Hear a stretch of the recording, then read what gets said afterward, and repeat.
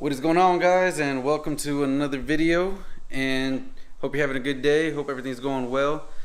Today I want you guys to comment down below and try to figure out how much you guys think it cost me to do a Pro Charger in this car.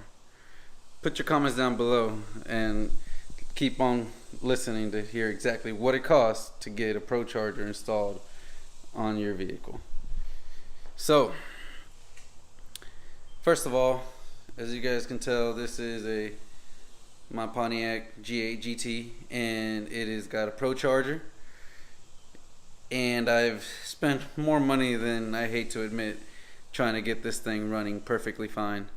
Now there's a few things that you guys can do when it comes to doing a Pro Charger, and that's basically buy a Pro Charger kit, which is sold as a bolt-on kit.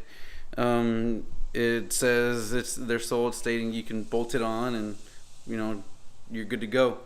Typical kits are going to range in the $5,000 to $7,000 range, and they can either come with some supporting items that you need or be just a basic bolt-on kit.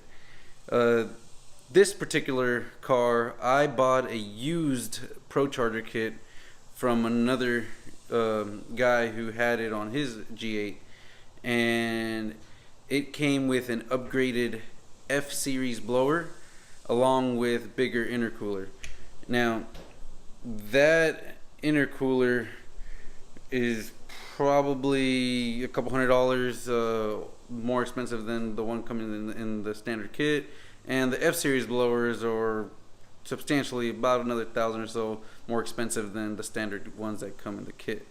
So I thought I got a deal. I actually bought that kit for about $4,500, and I was excited.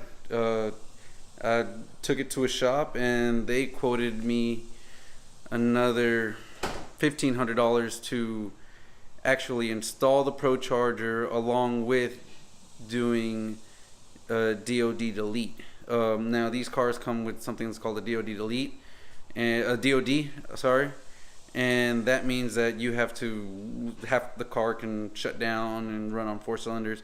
That's not too great and not helpful whenever you have a boosted engine. So we had to get rid of that. So I had to buy a DOD delete kit, which was about $1,000. I bought the DOD delete kit was $1,000. The Pro Charger kit was $4,500, so I'm at $5,500 now. Needed bigger injectors, so I bought injectors because you would need more fuel. Those were about $600, and then obviously the labor to install all that, which was $1,500. Now this was at my first shop, and that's where this started getting very expensive very quickly. Now again, like I said, this is where things went bad very quickly. This first shop charged me $1,500, which I thought was very, very, very cheap. And unfortunately, when it comes to performance mods, you do not want to go cheap. You definitely get what you pay for. They did the DOD delete, installed the injectors and the Pro Charger kit, all for $1,500.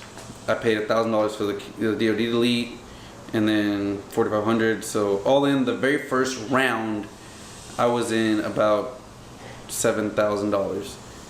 Now you're thinking, $7,000, that's actually not too bad, that's great to install boost. But unfortunately, because it came with the larger blower, it came with more boost, it created more power, and it put down 620 horsepower first time around at the dyno. Now that can be great and very reliable on a stock engine, but for some reason it did not work on mine. I ended up having cylinder, pressure. One of my cylinders, piston rings, was bad, and I ended up having to need to replace a lot of stuff. I decided to go back to the same shop who then built my motor. According to them, they installed new piston rings, new pistons, forged rods. We kept the same crank, and they did all the machining and all that, or had someone do all the machining. And that whole ordeal, second time around, cost me $5,500. I at that point decided to go with a bigger custom cam, which was $500, and the obviously forged pistons, forged rods, all that, all said and done, I was now at $6,000. $500 for the cam and $5,500 for the new motor. I thought, great, we're good to go. Drove the car around, and lo and behold, just 2,000 miles into the car, and I'm driving down the street and I see a check oil engine light, low oil pressure. Plugged in my gauge, I checked all the stuff on it, and I was only reading about 4 or 5 pounds of oil pressure at idle. And obviously that is not safe for the engine, and so at this point, I'm thinking something's wrong. The shop obviously did something wrong, didn't do something right, because I only had 2,000 miles on the engine. I really hadn't pushed it or gone too hard or really raced or done anything like that. So I took it back to them. They looked it over and said that my crankshaft had actually eaten itself up. The load bearing, one of the load bearings, the thrust bearings, ate itself up. So obviously, to do all this, I had to redo everything, take it all down. They did help that second time around, but I still had to buy a new crank, and at this point I bought a forged crank and had to pay for machining and all this stuff. Went with LS9 head gaskets, and I even installed a new 3600 stall, Pro Yank stall. So third time around. Now I'm at $1,000 for the stall, another $3,500 for the forged crank with the labor, which again, not too expensive, but with the same shop. Now at this point I'm thinking, okay, everything has been fully forged. I've got all the supporting bolts, all the gaskets, everything that I could possibly need for boost. So I drove the car for a while, and then I ended up having an issue with my ProCharger head unit. It actually had internal failure, and the input shaft, the shaft broke, causing the impeller to hit the housing and bursting and cracking and chipping off a piece of the impeller. Luckily the intercooler caught the big blunt of it, of all the large pieces, but I'm sure there was some small dust and debris that went through. That was about 700 miles into this now third motor, and I thought, okay, took it off. The car was still running fine. Actually, take that back. The car was not running fine.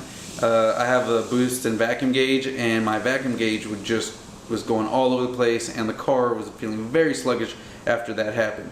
So I'm thinking, internal major catastrophic internal damage. Took it to a shop, and they were able to inspect it, and we found that one of my rocker arm bolts, of all things, was loose. So as you can imagine, we just tightened the bolt up, and boom, it worked. It was working fine. Now I don't know if that could have caused maybe some back pressure or some issues with the ProCharger messing up, but we fixed that, and at that point we said the motor was great, working fine. I drove the car around for another 1,500 miles, so at this point I got another 2,000 miles into this next second build, and I decided to go ahead and buy a bigger blower. At the same time, did a replacement for the lower crank balancer. So I had the lower crank balancer done, and I upgraded the lower ProCharger ring so that it could be a larger diameter. When I went to get that installed by the shop, I get the pleasant call saying, "Hey man, I don't understand how your car's still running, but you have actual crank walk, and your crank is moving way too much. It has too much play. This can be very catastrophic. The car's running fine right now, but at any time, you can bend a rod or throw something out." At that point, I had a decision to make: keep running the car, or possibly blowing something up or getting that fixed. Fixing it was basically going to involve a whole pulling out of the motor and redoing of everything again. So at this point now, I decided to go ahead and keep that and upgrade it and fix it. And I went with, I could have gone back to the same shop that I've been going on twice, but I decided, you know what, I'm just gonna go back to a new shop and try to hopefully get a new result and hope everything's correct. So finally, this fourth time now around, I took it to a new shop and I decided to get the whole bottom end fixed and install LS9 gaskets and ARP head studs along with everything else that I had. So now we're looking at doing all the work, and all that in itself ended up costing me $5,700. So if you do the math, guys, right now with the way the car sits, and I believe working finally, it cost me $5,500. Let's say easy numbers, $6,000 for the final build, $3,500 for the previous motor, $6,000 or $5,500 for the very first build. So we're already at 5 and 3, that's 8, and another 6, that's 14,000, and $14,000 just on the motor alone. Now add the DOD delete $1,000, that's 15,000, and then you have your labor for that, 1,500. We're at 16,500, and then you add $4,500 for the Pro Charger kit, and we are at $21,000. Oh wait, I forget to mention, I also bought a brand new head unit, which was $3,500. So all in all, engine wise, I am into this car for $24,000. And then things just keep adding up. And then I added the stall, so that's another $1,000. So there you go, guys. Final numbers, $25,000 is what I've spent to get this car running 100% on Pro Charger. I could have bought another one of these things. That is almost what the MSRP of this car is. And that's just what I'm paid for on the power end. Not to mention all the other things I've done to the visuals, from wheels, interior, badging, paint, you name it. So if you guys want to do Pro Chargers on your cars, I recommend you get what you pay for. So if someone looks like they're charging a little too much, it's probably because they know what they're doing, and definitely would recommend them. So would I do this all over again? Probably. It's what I love, it's what I like, but definitely hurts to see all that money being spent. But I love it, and I finally have the car back running. I'm still logging the miles, still doing all that, and I just can't wait to really lean on it more and drive it some more and just enjoy it. But yeah, there you go, guys. How much does it cost to Pro Charge your car? If you're doing it my way, 25 grand. If you do it the proper way, probably $7,000 to $8,000. So hopefully you guys, if you decide to do it the right way and not my way. I learned hopefully from my mistakes, and I'm not gonna do this again. But